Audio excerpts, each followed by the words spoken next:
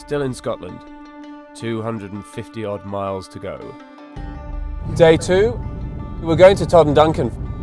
Always been one of the 2 most famous yarn spinners in the world. I can't imagine they're anything but busy, although a lot smaller than they used to be, but still, you know, a very, very famous name. So a short hop from Edinburgh over to Fife, to Kinross, and then the big long drive up to Elgin to see Johnstons, who I know are doing extremely well. Back in the 19th century, mills were low-rise and covered a lot of territory.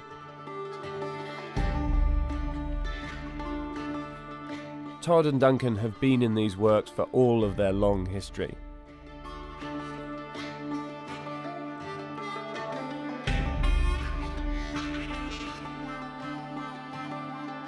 Todd and Duncan cashmere. At E.Tautz and Norton's, we use it for the softest scarves and woolies. Yeah. This is being washed in dehair. Yeah. So that's the white dehair cashmere. Feel that. The last time I saw bales like this was in a US border patrol. And they were filled with heroin. Yeah. Yeah. Same thing. The upstairs showroom is packed with cashmere, here in every colour of the rainbow. Our host is part industrialist, part historian. Why is it called cashmere? What's the connection with India? The history of the cashmere business started with Todd and Duncan and its sister company, Joseph Dawson. Joseph Dawson was a wool merchant. In 1892, his daughter was being married to a missionary in India, and he went over for the wedding.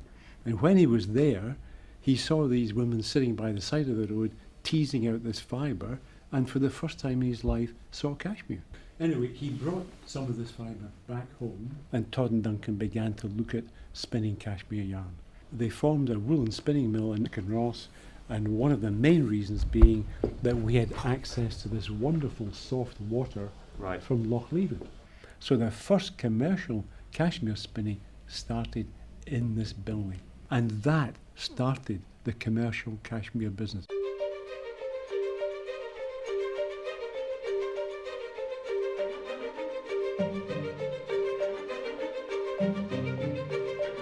I came here when I left the school and I worked in the carding department, and I just worked my way up from being a supervisor to the coordinator up in the design studio, and I love it.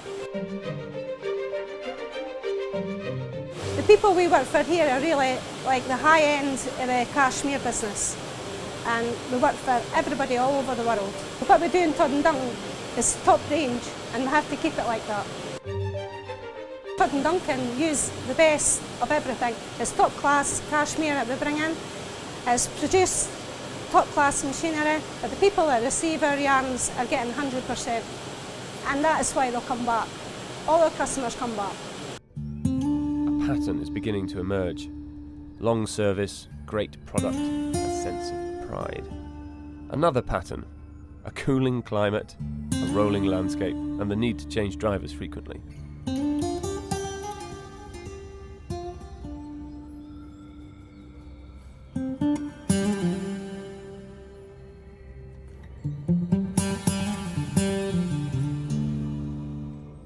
Elgin is an elegant town, and at the centre, a fine 18th century park, a quality house, and an ancient manufactory.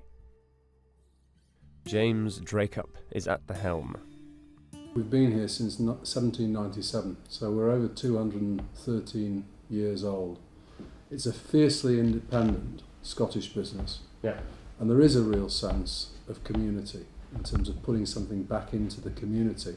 We've concentrated on what we consider to be higher added value and luxury end of the market. And one of the constant things about Johnstons over the years has been that it's been a market-led company. It's been a company that's invested heavily in product design, innovation and development.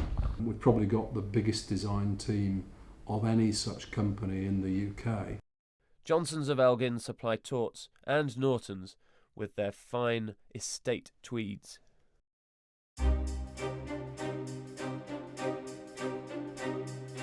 This part of Scotland is famous for its cashmere. This is amongst the most famous of all.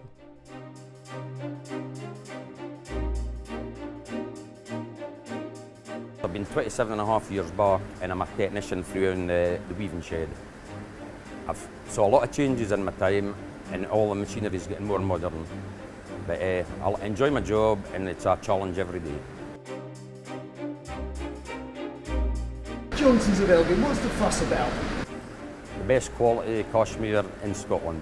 If you wash it, it remains the same. The feel of it's the same. It's luxurious.